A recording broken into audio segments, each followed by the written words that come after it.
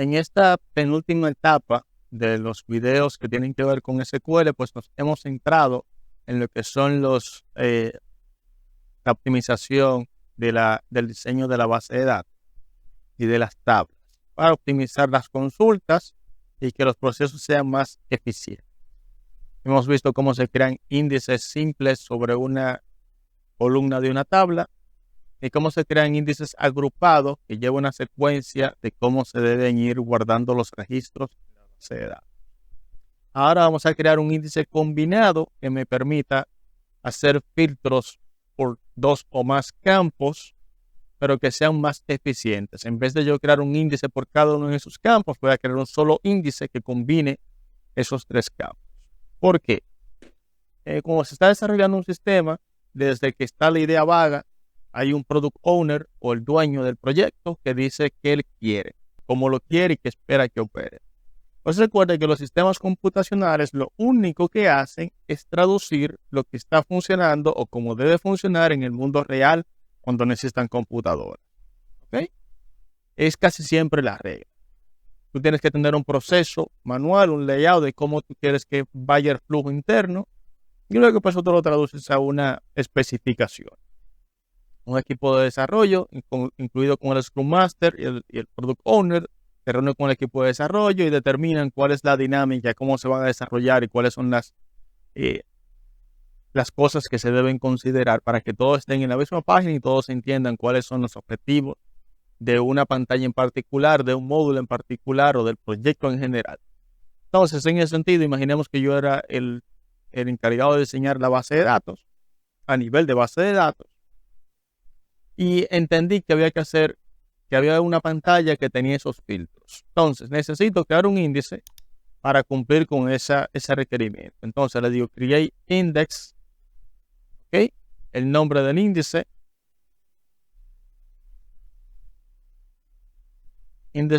combinado, ¿ok?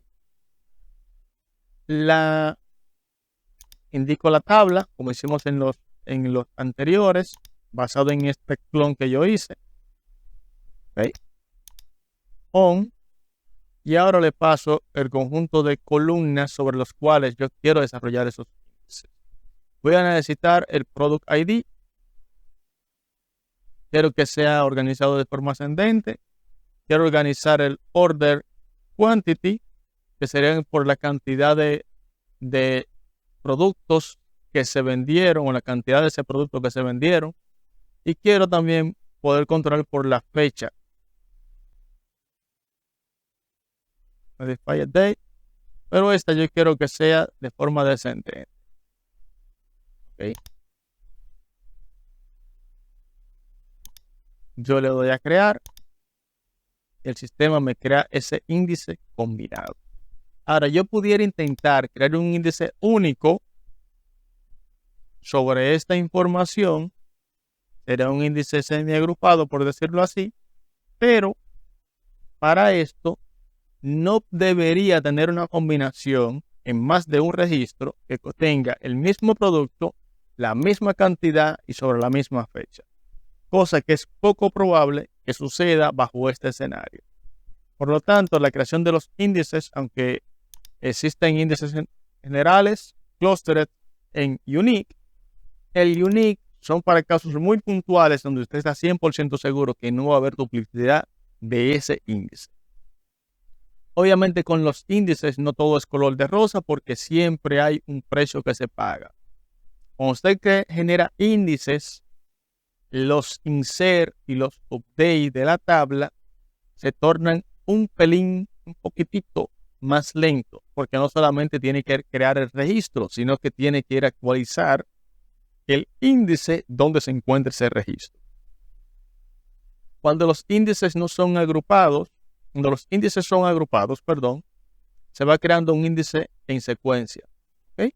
Y cuando los índices no son agrupados, entonces lo que se genera es como una clave con una dirección física en disco donde se encuentra físicamente esa información en el disco. Entonces, dependiendo del volumen que tú tengas de transacciones de creación y borrar, considerando que cuando tú actualizas un registro, realmente se guarda una copia, se borra y se actualiza con la información nueva. ¿Okay?